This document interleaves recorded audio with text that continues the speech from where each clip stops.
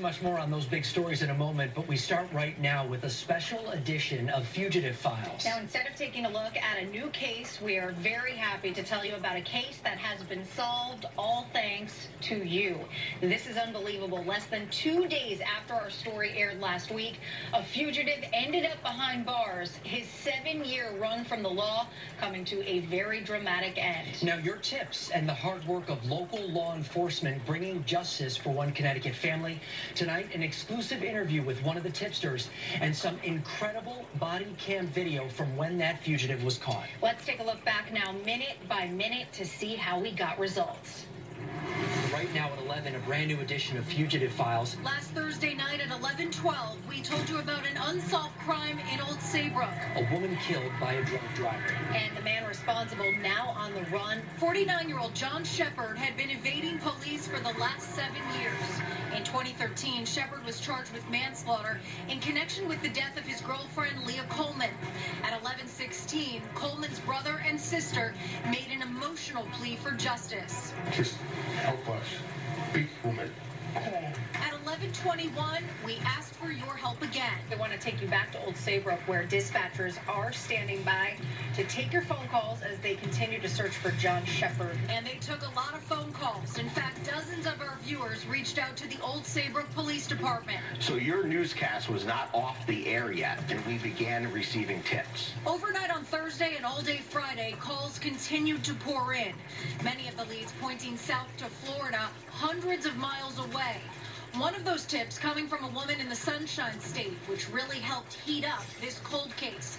She had previously rented a room at a home in Fort Lauderdale where Sheppard was also living. I don't know how to explain it. He just was mean, and he did drugs, and he stole. The tipster, who wanted to remain anonymous, said after watching our story and seeing Coleman's family so desperate for answers, she had to tell police what she knew. The only reason why I did it, he just isn't better to have him off the street regardless, but for the family, when I saw them crying and pleading, it just broke my heart.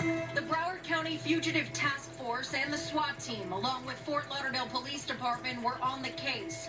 Surveillance was conducted, and on Saturday, February 15th, time was up for Sheppard. He was located on a boat on one of the city's canals, and what went down was all captured on police body cameras. John Sheppard, this is the police. Come out now with your hands up. We know you're inside, John. Come out with your hands up. 7 years on the run, but it took just 45 seconds to put Sheppard in handcuffs. Take a look at the bottom left hand of your screen as the arrest is made. John, come here. No, walk straight to me. Hands on your head. Step over. Turn around. Walk backwards. Walk backwards. Walk back now. At 12:42 in the afternoon, John Sheppard was officially in police custody in the back of a cruiser. Back here at home in Old Saybrook, Police Chief Michael Spira delivered the good news at 2:14 p.m. to Coleman's brother and sister. That's the back of a Broward County Sheriff truck. He's in custody. He is. Awesome. Awesome. Learning Sheppard was in custody and no longer on the run, music to their ears. Fugitive Files, a success, keeping our streets safer and bringing justice to one family. It works. I did not expect it to be this fast, but oh my gosh. At 3:04 p.m., we delivered the exclusive news to you on social media. The headline, Arrest Made in Old Saybrook Fugitive Files Case. And it was at 6 p.m. on the dot. We were able to tell you on air in our evening newscast. And less than 48 hours since we aired this story, thanks to you, our WFSB viewers back at home, police found John Sheppard. And finally, at 1 this afternoon, Sheppard appeared in a Florida courtroom as he awaits extradition back to Connecticut. Fugitive Files cracking the case thanks to police and you.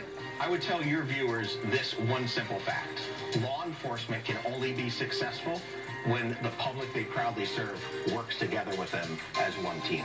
From the bottom of my heart, I can't even begin to thank all the people involved in this that have gone above and beyond. It's just amazing. Wow. I still can't believe it. Incredible for that family. It really is just amazing. Yeah. So thank you so much to all of you at home. And also, we haven't talked about it much, but the police work that went into this. Without a They're doubt. true heroes and just amazing. So here's the deal. One case down, but we have a lot more work to do. All month long, we are partnering with the Connecticut Police Chiefs Association to help bring fugitives to justice, and we still have 2 unsolved cases. First,